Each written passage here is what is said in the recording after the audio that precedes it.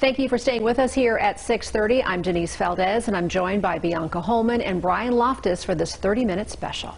Joining us to talk about these issues is our panel. We have Captain Yaz Yatomi from Metro's Internal Oversight and Constitutional Policing Bureau, Roxanne McCoy, who is the president of the Las Vegas NAACP chapter, and Kennedy Cobbin Richardson, who is a diversity, equity, and inclusion consultant with Kengen. Thank you, Brian. So once the video of George Floyd's death went viral, demonstrations erupted across the country, world, and right here in Las Vegas. I was able to speak with community organizers who were on the front lines of the movement about last year and what they're doing now. Several nights of demonstrations along the Las Vegas Strip and Fremont Street. Feelings of frustration. Songwriter and artist I Am True Star remembers the moment he saw the video that shocked the world. It stopped me in my tracks just like everybody else, hurt me just like everybody else, but it was a familiar pain. True Star says it felt like Mike Brown and Eric Gardner all over again, so he connected with others. True Star, along with friends, planned a march for peace at City Hall on June 3rd, 2020. It was an intimate conversation with Metro officers centered around policing and the killing of unarmed black people. Are you upset with what you've seen? That's what I asked everybody, the heads of Metro. Everybody in that room was pretty much disgusted with what they seen.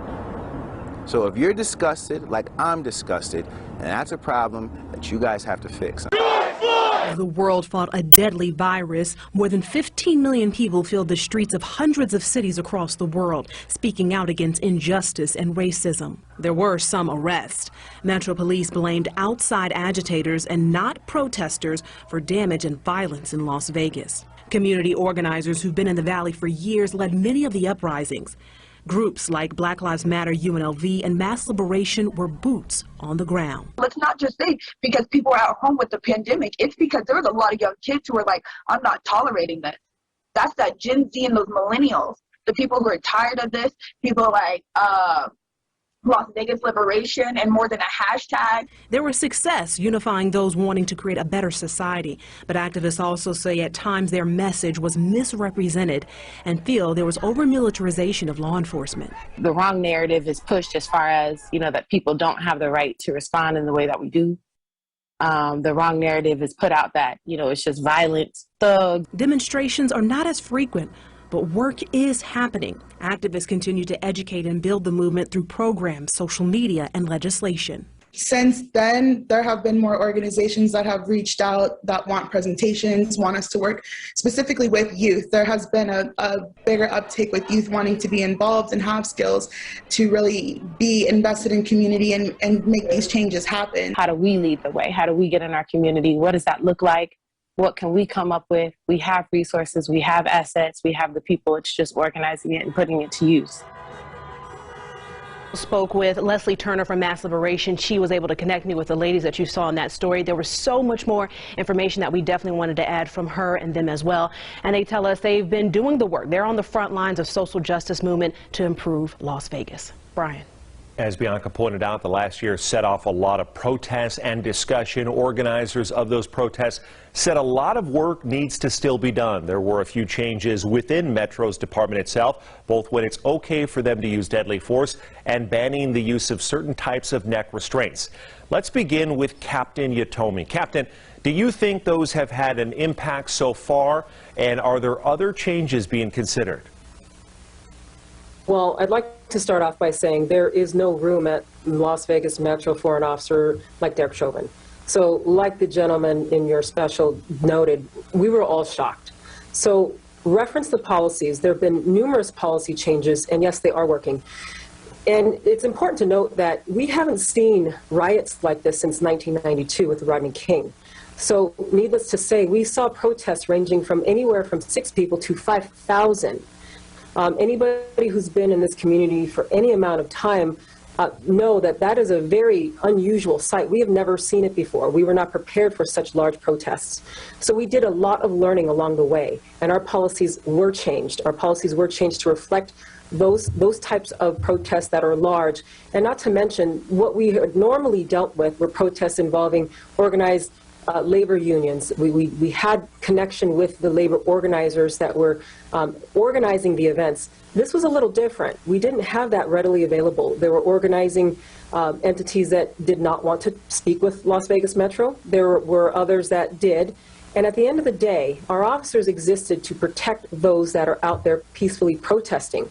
That is our job. So unfortunately, when they escalated to riots, that silenced the message that some that were lawfully assembling, it silenced their message. So we did evolve. We increased and enhanced the understanding of what a protest is, a lawful assembly versus a riot, disorder within those ranks. We also clarified language for our officers when we disclosed or distributed dispersal orders. We increased the amount of times we notified those of dispersal orders, and we also enhanced those dispersal orders to come from multiple directions. Again, we're dealing with approximately 5,000 protesters out there. One area and one microphone was not doing the trick, so we enhanced our protest policy in that fashion. And Captain, I want to point out for our entire panel, we're going to talk more about protests a little bit later, but to really stick with use of force, Roxanne McCoy now, do you think the changes, Roxanne, with use of force policy have gone far enough? Have you seen them have an impact? Absolutely, I have, and thank you for having us here tonight. I think this is a really important conversation. But absolutely, the NAACP Las Vegas was very instrumental in the changes in Metro's use of force policies.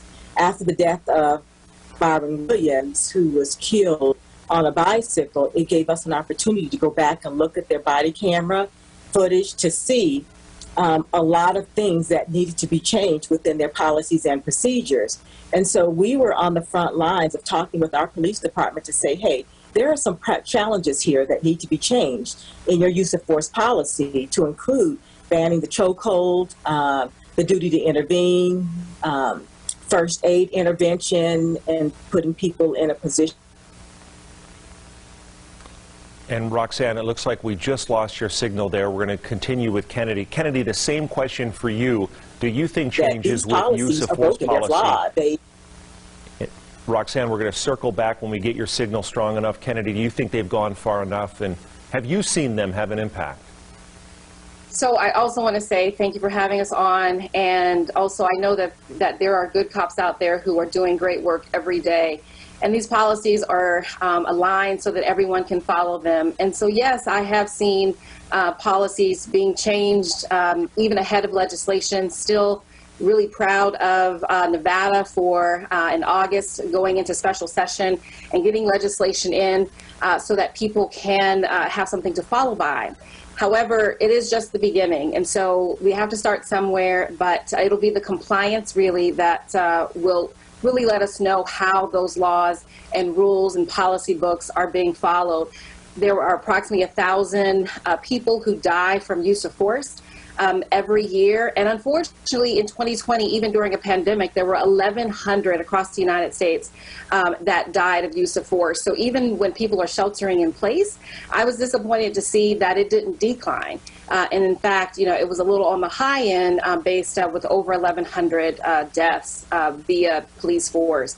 And so as long as that legislation or those rule books have a penalty tied to it so that people want to follow the rules. We all know about rules who are just simply not enforced. They might as well be ignored. And so the answer to your question, yes, I do see some changes and I see some positive changes, but there's more to come with data to see whether or not it's actually working. A lot to unpack on this issue, and we'll continue on the topic. But now, Denise.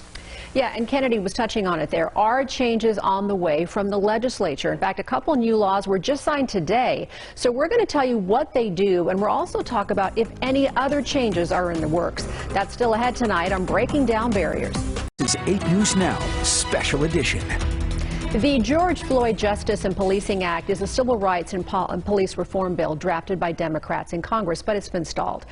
The goal is to combat police misconduct, excessive force, and racial bias in policing. And so far, that bill really isn't going anywhere. So let's talk about some new laws actually being created in Nevada that happened today. One that the governor signed allows the Attorney General's office to do what they call pattern or practice investigation to see if an issue with law enforcement is in an isolated action of just one officer, or is it part of a larger systemic issue? The other that was passed today severely limits no-knock warrants. All right, so before we went to break, Kennedy Coben Richardson, you were talking about some legislation, some laws. So this one today, recognizing patterns, if there are any.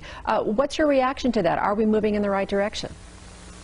Thank you. Absolutely, we're moving in the right direction, because it is not just a few bad apples, sort of that are ruining the punch. It is the 6th leading cause of death for young men. And so that is a public health issue. And so the data again shows, that it is not just, a few guys who just don't know what they're doing in the field, but they are, there's many people. So for example, there's 100 black men who are out of 1,000 who will come into a fatal encounter with the police. Whereas for Native Americans, it's about 55 out of 100,000, and for white men, 39 out of 100,000. So the data shows us that there is a pattern that it goes along the lines of race, age, and sex. And hence, certainly, we need to investigate those and to see if in our town whether or not we can do something about it. So, Roxanne, we're talking about the data there. We see the numbers. Legislation just passed today. Is this something that the NAACP says is going far enough, or do we even go more forward? I think that it's a start, but we still have to continue to move it forward. This is not nearly enough. This is just only the beginning, because we're just starting to address this issue. And as Kennedy said, that amongst African Americans, it's the 6th leading cause of death. And so we're just beginning this process, and I like the direction in which it's going right now. Captain Yaz, you want to chime in here? Yes, and the one thing I'd like to mention too is I do believe that there needs to be consistent data collection across different law enforcement agencies. As you know, we're not all created equal. There are different amounts of officers per department. The leadership is different. And listen, I couldn't agree more with inviting the AG's office into our investigations. We're an organization that is not afraid of progressive change. We're very used to it, actually. As you know, we're one of the biggest, one of the larger agencies that welcome body cams first. We appreciate it. It's priceless to us now. We welcome it. And then just for that progressive, our sheriff is very committed to transparency and being progressive in our policy and changing. They will always change. Our policy will continually evolve. It's an organic organism, if you will. But what I'd like to also mention is we've had 2 officer-involved shootings, and the last 2, we've actually reached out and invited the AG's office to attend our critical briefings, our fit investigation briefings, and they've attended. That's including with the DA's office, the presentation we do to our executive staff. The DA's office is present, and the AG's office has also attended the last 2, just one today, as a matter of fact. We've also invited them to the crime scene, the scene of the officer-involved shooting, the night of. So again, very proud of our organization and our ability to welcome change. We're not afraid of it. We welcome it, and hopefully this isn't anything new. This isn't politicized. We're doing it. Just the beginning of lots of positive steps forward, working with the community and becoming more transparent. All right, ladies, thank you. Bianca? All right, a summer of uprisings. So what did we learn? Up next on Breaking Down Barriers, we'll ask our panel about the way police deal with large-scale protests and what changes need to happen. News Now, Special Edition. During many of the demonstrations last year in downtown or along the Strip, we saw heavy force being used, from tear gas, rubber bullets, many people being arrested. It was very traumatizing for them. Some activists just recently getting an update a year later. I was in the Review Journal today because my case just closed on the 20th. There is, like I said, 255 people arrested, and only 1 in 4 cases were open. And mine just closed. And so let's start with Captain Yaz here. What lessons, and you kind of touched on this a little bit earlier, did Metro learn from last year? Any policy changes that the protesters are going to see going forward? And also, again, the connection and the communication with some of the younger organizations that, again, are trying to make change here in Las Vegas. Captain? Of course. And as I said before, the policy has already been changed. In fact, we changed it in August of 2020.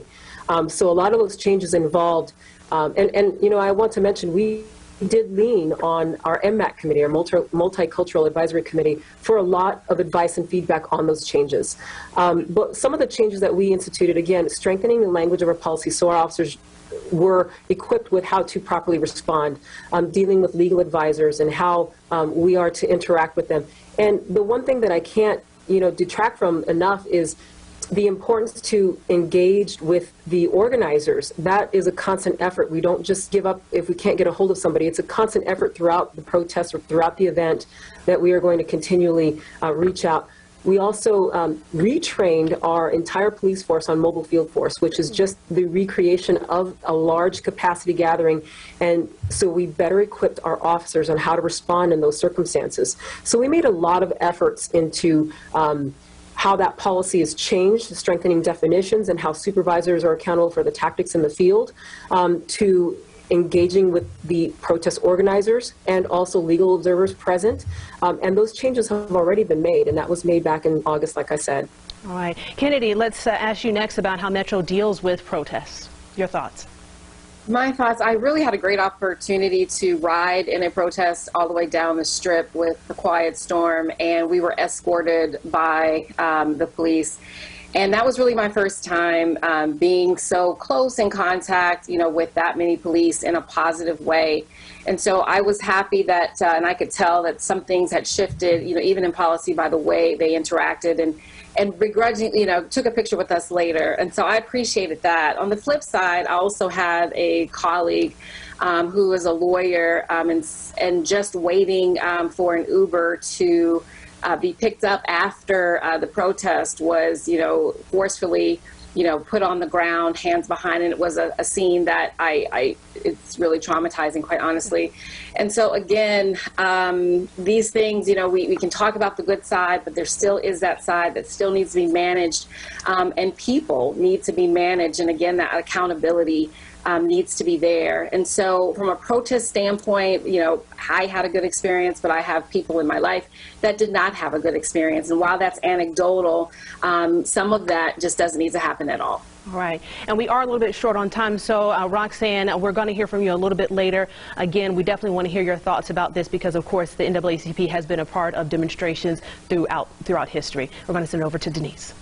All right, and still ahead tonight, recruiting a more diverse force. Up next, we'll talk about what efforts are being made to have a police force that represents the community it works in, breaking down barriers. We'll be right back. Special edition. We are going to wrap up our discussion here, but we're going to continue it on our website to talk about diversity recruiting efforts within law enforcement, a lot of other issues as well. In fact, there was a study released earlier this year by the American Association for the Advancement of Science, and it suggests that diversity in law enforcement can indeed lead to improvements in how police treat people of color. But how do we get a police force that better represents what we look like? Here is what one protest organizer suggested. Community policing. You've got to have the people that were born in those neighborhoods policing those neighborhoods, right? Because they understand the people, they understand the way things are in that community, and they can serve them better, actually serve them and protect them, right? And those police will feel a duty to protect and serve them because they're from that community. It's a connection both ways. Well, thank you for switching over from 8 News Now on TV and joining us on 8newsnow.com. We wanted to circle back with Roxanne McCoy and get a little bit more information from her on her answer regarding protests. Denise? All right, yeah, we were talking about protests and how far we've come, how the reaction has been to that. So let's bring back in Roxanne McCoy right now to give you that last word. We weren't able to do it while we were still on Channel 8. Roxanne? Thank you. I think the LVMPD has really did a decent job in what they did in terms of their protest policy, because I think the protests were so rapid and moving so fast that it gave them an opportunity throughout the protest to pivot and kind of like change direction, figure out what was working well, what wasn't working well, and to be able to make sure that they managed the crowd a little bit better, a lot friendlier, but making sure that they held law and order at the same time. And so I think that it was just an evolution of the protest as to how I think that the protest policy came about. And I thought that in the end that it was very effective. I think there's some improvement that can always be done on things, and we will learn those things as we are more involved in them and get the opportunity to experience them as we have. But prior to that, I don't know that we've experienced protests on that large a scale that we did during the George Floyd murder incident last summer. And it gave us an opportunity to really learn a lot from it and figure out the things that worked and those that did not. All right, so that kind of transitions us into what we're going to be talking about, which is diversity when it comes to recruitment. And I know, Captain Yaz, there's been a huge effort in the last couple of years to recruit more officers, but specifically more officers of color, more women, because the studies have panned out that women typically will use less force when they're dealing with people in the field, and also people of color may not necessarily go immediately to excessive force. So what's your reaction to just getting more people who look like us on the police force? You know, we absolutely want our police force to represent our community. I couldn't agree more than the artist that was interviewed in the field when he says, hey, listen, when you have people from the community in your police force policing the people of a community, you can't help but have a better outcome with how they interact. But our sheriff has not only made recruitment efforts in the last 3 years, it's been ever since I can remember. We have recruitment councils, we have African American recruitment councils, we have LGBTQ recruitment councils, Hispanic council. In fact, we just had an event this last, it was actually on, if I can remember here correctly, the 1st, which was at the Boulevard Mall. And the other thing to that is we have to go to them as well. It's not something where we see that maybe is sought out so much, but if we make it personal, if we go to them, if we make it to where we're more familiar, that's an effort that we're willing to make. I remember when I was the captain over at Bolden Area Command, and one of the things that I took great pride in was I actually went to Matt Kelly Elementary and brought the students over for a field day.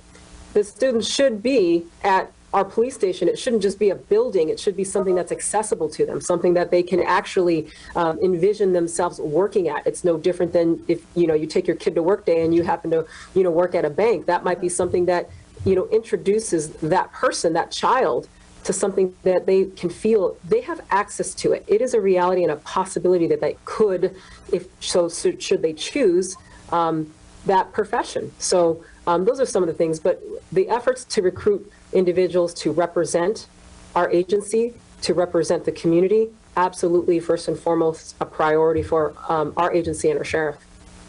And it makes that career so much more approachable for young kids. So Kennedy, let's bring you in, and just as to remind our viewers, you specialize in diversity, equity, and inclusion when it comes to recruitment. So this is right up your alley. I mean, you probably have been monitoring. How are we doing with that? Maybe not necessarily just Metro, but how are we doing with Henderson and North Las Vegas as well? Yes, it's interesting because I have worked directly with Metro, Henderson, and North Las Vegas for nearly a decade. And so this hasn't, so even before George Floyd, there has been a focus on hiring women and minorities into the force. And Yaz has it correct when you need to start at the elementary level. Because what I found trying to recruit someone right now who's 18 to 21 or older, they already have an opinion about what the police force is. Right. And quite honestly, it's a career in crisis. So they don't have the greatest respect or admiration, let alone wanting to become one. And so there is a time, where I remember a time when most first responders were heroes. And so we really have to start. And had we started, say, we had a 5th grade class right now, or who did it back in 2011 when I started, right now. I wanted to hear your thought there, Kennedy, about reaching some of these younger kids. Let's see if we can get your signal back. But Roxanne, you've probably been listening how important it is for this diversity recruitment. But we're kind of shifting gears. We're talking about reaching younger kids. Exactly. So we just want to make sure that we are able to promote the profession early on. And oh, am I still there? Yep, a little bit. And to make sure that we're building community trust. The reason why having somebody from the community become a police person is because that trust is there. And so establishing that trust is first and foremost, and starting early is next. Roxanne, I'm sure you have an opinion on this. Yeah, I agree 100% with both ladies. And as being part of Metro's Multicultural Advisory Council, it is always at the forefront of our conversation on how do we recruit more African Americans within our police department. And I think that for the NAACP, that comes down to building trust and relationships.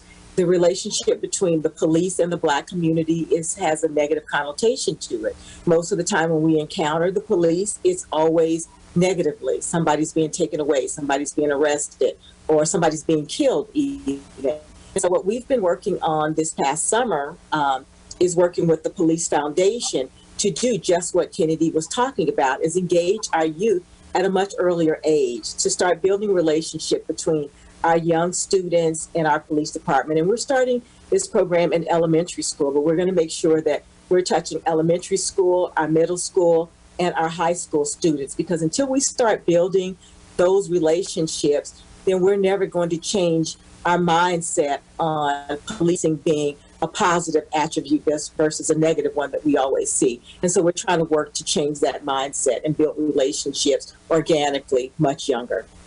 So we've touched a little bit on recruitment, and now let's touch a little bit more on retention, keeping those officers, and Brian's going to talk more about that. Yeah, on that note, Denise, Sheriff Joe Lombardo said last week on our Morning Cup of Joe segment on the morning show that more and more officers are actually leaving the force. Take a listen. We are seeing an increase, not similar to other jurisdictions, but we've seen a slight increase. We have usually around 175 separations a year here at Metro. This last year we had an additional 60. So that's nothing to sneeze at or cough at or just ignore, because that's a big number. So let's continue on with that issue and essentially getting your reaction in terms of retention. Let's begin with you, Roxanne, and talk about the need to retain police officers. From what I understand, and I'm not sure exactly this is, but we want to retain the good police officers. The bad police officers, we're okay that they want to leave because they're uncomfortable, because they're going to be held accountable and held to a standard now, especially with policies and procedures changing. And so I'm okay with the bad officers leaving, but we have to continue to replace them with the good officers and making sure that the officers that are doing right want to stay, want to feel like they're welcome there and that they can be a part of the change. And so for me personally, I'm okay with the bad officers leaving, but we do have to make sure that we maintain the good ones so that we can continue to recruit good ones. Captain Yatomi, how do we do that with so many good, hard-working police officers of the force? How do we retain those officers per the point of Roxanne? Well, first of all, I couldn't agree more with Roxanne. And, you know, we want to retain officers that want to be here and want to perform and serve their community to the best of our ability, right? So how do we retain our officers? You know, the passion to do this job goes beyond the paycheck. I need to be very, very clear about that. So in order to retain officers in our agency, we continue to just do the work that they hired on to do. Every morning, officers put on their uniform. And I agree with, again, Roxanne, with what her comment was maybe some officers are afraid to change. And like the sheriff said, you know, it's the amount of officers retiring isn't exponential like some agencies are experiencing. And that is because our officers are very accustomed to change. And I have to point that out. This organization changed. The 22 years that I've been on this department, it has changed over and over and over again. Our policy manual does not look the same as it did 5 years ago. And 5 years from now, our policy manual will undoubtedly look different once again. It continually changes. And I think as an organization, we're very used to that. Our officers are very used to new things that we incorporate first, something that we learned from lessons, for example, like these protests that we've experienced, there was a lot of lessons learned. And again, yet again, change was implemented. We're very used to that. And I think that is one reason why we are able to retain some officers, because there's not a shell shock to those changes that we incorporate, and often. Kennedy, as you hear that answer from the captain, how important is it to have that positive change within the department? And also piggybacking the previous question, the effort to retain those good police officers and increase more of that on the force? Yeah, I think that's ultra important. And to Yaz's point, becoming a police officer is more than just a good idea. It's something that you have to be extremely passionate about and want to do good in the community. And I think that, the couple joke that you played, it didn't say why they were leaving, and perhaps it is retirement, or perhaps it is, just getting too hard out there and no longer want to take those risks. I'm not sure what the reasons are. However, I do believe if people are ready to go, this is a career that you should go, right? This is not the career you want to be tired or just fed up with. You kind of want to have a good idea about or a good feeling about what you're doing as teachers and other careers that really have an impact on the community. And so from a retention standpoint, in my mind, I wondered whether or not it had to do with the qualified immunity that, is going or should be taken away, when people are charged with misconduct, and, not having sort of a way to escape penalty when things do go wrong and that person is charged or is wrong. And so I'm not sure what the reasons are. However, to Roxanne's point, we definitely want to keep the good ones and keep them happy. And being used to change should be a part of the job. And being a good cop and wanting to serve the community has to be a passion, that they arrive to every single day. Well said by all. Kennedy, Roxanne, Captain, thank you for your expertise on these issues. And now over to Bianca. All right. Thanks, Brian. Well, the number of HR diversity, equity, and inclusion jobs at businesses across the country has doubled. The job search website Glassdoor says the #1 concern for HR executives is making sure diversity, equity, and inclusion is at the top concern with employees returning at 82%. That even beats COVID-19 related changes at 71%. Kennedy, this is your industry, so definitely let's start with you. I'm sure you see this as a positive. Tell us why. Certainly that is a positive, and I do see it. Requests, are overwhelming, quite honestly. And also, it's really important that people are doing it for the right reasons. And I will say that is what I have seen. People really want to understand. They want to know how they can be better and be part of the solution rather than part of the problem. But that is a long-term process. Again, just like recruitment, this is a strategy that we have to be committed to.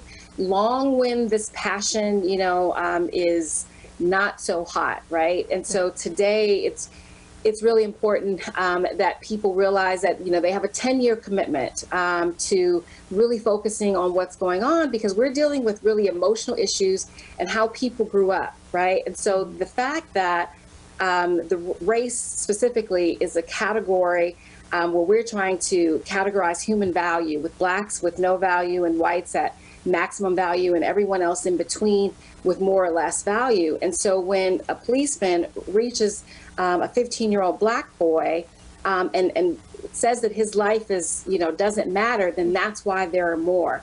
Or when you're hiring and you don't call the resume that says Jamal Johnson, but you do call Brad Connor. And those are all data-driven facts that happen, or you call Joe and not Jose. And so the reality is we have to get to things that really don't make us feel good about ourselves, even though if it's implicit and we don't know that we're doing it. But it's a commitment to be a part of the solution and realize that the American dream can only be accomplished if we all do it together. And so DEI consultants are on the job, really trying to change that one company at a time. Yeah. Roxanne, same question to you. Definitely want to have you weigh in. And what are your thoughts regarding this? I agree 100% with what Kennedy was just saying, is that the DEI conversation is long overdue conversation and something that needed to have been taking place in the workplace for a long time. I think for a long time, people were uncomfortable to have the conversation, and now they're forced to have the conversation. Because in order to progress us as a people of human beings to go to the next level, we have to figure out how to be inclusive of everyone. And sometimes we encounter people that we don't quite understand their culture, their background, their race at all. And so DE&I comes into play really, really significantly during those times, so that we can just understand and be more tolerant and be a part of the solution. And it isn't just an overnight fix. It can't just be a buzzword for the moment. It has to be something that they're going to be committed to long term and really be a part of the change that they're hoping to see. And it's going to be a commitment, that organization, that company, that's going to be ongoing every day. So we know this is happening in several different industries, but Captain, how is this reflected in police departments? So I want to go back to our diversity and recruiting efforts. I think that might just go ahead and put the cherry on top with our commitment and our efforts. You know, like Kennedy said, you know, you're looking at certain applications and maybe you call John Smith instead of Juan, right? But let me tell you, we're looking for the diversity. We just graduated 88 officers this afternoon, and I'm happy to say that those efforts in that class are reflected. We are looking for women, we are looking for minorities, we are looking for, you know, those that would reflect a diverse culture for our agency. But more importantly, we're looking for qualifications, because at the end of the day, they need to perform.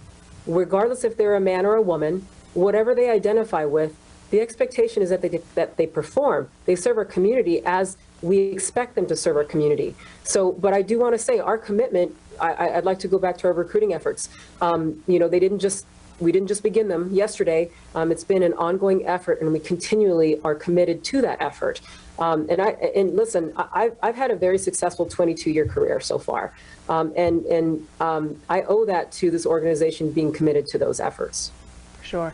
And again, you know, once the diverse staff is hired, people want to feel valued. Those conversations continue. Like you said, you got to be dedicated to the long haul and, of course, retaining that amazing diverse talent. We're going to send it over to Denise. I have to say that, you know, recruiting, graduating 88 officers during a pandemic is already a pretty big accomplishment. So well done to Metro for that. And, you know, Captain, you were talking earlier, it has to be more than just a paycheck. It has to be a passion. So that kind of leads us to our next question is, you know, you find a good officer, they're on the force, but how do you make sure that they really are a good fit for you? I mean, how do you monitor them? Maybe they have bias that you're not aware of. I mean, can we go beyond just monitoring their social media? How do we find out what they're doing outside of the office that might reflect what they might do when they're wearing the uniform? That's the whole nother segment. There are so many factors. We're opening up a can of worms here. Roxanne's laughing, says Kennedy. That's a whole nother news segment. Right. There are so many factors that go into policing. And let me just talk about one, and that's the human element. Yeah. We do hire from our community, and there's a human element. Yes, I can talk about, you know, our employee performance, you know, EAP, we call it EAP. And you know, it kind of uses statistics and data and how much, you know, how many times an officer has been in trouble. But we all know that each of those circumstances, they're unique, they're different. I mean, we've done, oh my goodness, we had almost 1.5 million calls for service. That's a lot of calls for service. So to take one person and try to categorize them and average them out, it's very hard when you're dealing with a human element. There's leadership involved as well. You know, what kind of leadership do those officers, are they exposed to? You know, what kind of past history experience do they have? You know, young officers, I'm sure, you know, there's some officers in the street that I even see, I don't know if they don't even look 21, but they're coming from a generation that is, it's challenging, right? You can bring up the technology aspect of it and how they communicate to individuals that are senior to them in the field. Again, 1.5 million calls for service, that's a lot, and it's the variety of what we interact with. You know, that's a difficult question, but I'll tell you, there's a human element that poses a challenge. And yes, our department does have you know, statistical data programs in place to help flag or preemptively flag maybe a problem officer. And then, at face value, it might look horrible, but when you peel back the layers and you look at each individual incident, there's really no black and white to it. You've got to look deeper. You've got to say, okay, well, was he exposed to critical incidents? What caused this? What type of incident is flagging? Is it a car accident versus a community complaint? Like I said, many factors go into that, and but it's something that our agency is very much aware of, and we do make proactive efforts on finding problems before they happen. And it could be as simple as, you've been in 3 car accidents, we have a problem. What does that problem look like? You've had 3 use of forces within a month. That might be a problem. Where is that stemming from? What are the circumstances of those use of forces? So as you can see, and then we factor in the experience of the officer and the time on that they've had versus a 1-year officer's perception versus a 20-year officer perception versus a 10-year officer perception. There's a lot of factors that go into monitoring an officer's successful career and how they perform with the community. So, Roxanne, I mean, people are people, right? You hire who you think is the best person. Do you think that maybe some extra steps should be taken to make sure that there isn't bias, there isn't something going on outside their life that they might bring into the office? I'm sure there should be extra steps, but I have to say honestly that we all come into everything with biases, right? At the end of the day, it's how we're going to manage those biases in our professional lives. And so people are going to come in there with biases, and if we're looking for people that don't have any, then we're not being realistic, because as Yas said, we have the human factor that we have to incorporate in there. And so with us having those biases, I think that if we do see those flags, and there are things that we make sure that are in place, that if something's standing out, that if they have significant use of forces, it's like, hey, there's a problem here. There's those things that are taking place toward a certain group of people. Then we're saying, okay, wait a minute, let me pay closer attention to this. And when we recognize those biases, I think what's going to be really, really important is that there's accountability associated with it. Because a lot of times we realize the biases, but there's no accountability associated with it. And then the biases are just left to just linger and continue on and cause more harm. So Kennedy, you deal with this. You recruit people all the time. They're putting their best face forward, but there is some accountability when it comes to that. Are we doing enough? There's only so much we can do before a person is hired. A part of a company, unfortunately. However, there are a few things. One, people can be really good in an interview. So not taking the police, because that's a longer process. But in other professions, people can be really good in an interview. And one of the things that is a little bit more reliable is the background check and talking to references. And so if you can get someone on the phone that will tell you beyond, the days they work, salary, and their title, but really get into the person, that helps out quite a bit. And then if you find some people who have some challenges in their background, to one, allow them the opportunity to speak to it, but then two, to realize, that you may have to make a different decision, if it's worth taking on a person who has a history of perhaps bias in the workplace, particularly those with power. So those who are heads, vice presidents, captains, leadership is important. And if there's anything that I would say is most important in weeding out would be leadership, for sure. Accountability and leadership. All right, right now I'm going to toss it over to Bianca for a final word with our panelists tonight. All right, well, we want to thank you all for joining us, and we want to give each of our panelists a final word. Captain Yesenia Yotomi from Metro's Internal Oversight and Constitutional Policing Bureau. Go ahead and go first. For final word, I'll tell you that, listen, organization is committed to transparency. We will make every effort to continue that. Our sheriff has been very clear he's committed to that. And I have to say that I appreciate having the opportunity to be on this show, to actually discuss with my colleagues and peers. And one thing that won't stop for our agency is the continual seeking of feedback from the community. And we hope that we provide the services that are expected. I'm very proud of the organization and happy to be here. Thank you. Kennedy Cobbin Richardson, who is a diversity, equity, and inclusion consultant. And go ahead, and you share. So I want to say thanks again as well. I know that the occasion is the anniversary of George Floyd, And there have been some really positive things that happened. And I just like to say that because we don't want his death to be in vain, you know, legislation was passed. It sparked a global conversation. The BLM, Black Lives Matter movement has been reignited. Police agencies and unions have changed even ahead of legislation. And that there's lots of justice for the family of the Floyd family. And I just believe that we are on the right track and that everyone is involved. And so I hope that we continue this track together, Blacks, whites, Asians, Latinos, everyone, because justice anywhere is justice everywhere. And so, or everywhere is justice anywhere. So I appreciate the opportunity to celebrate his life in this way. Thank you. Thank you.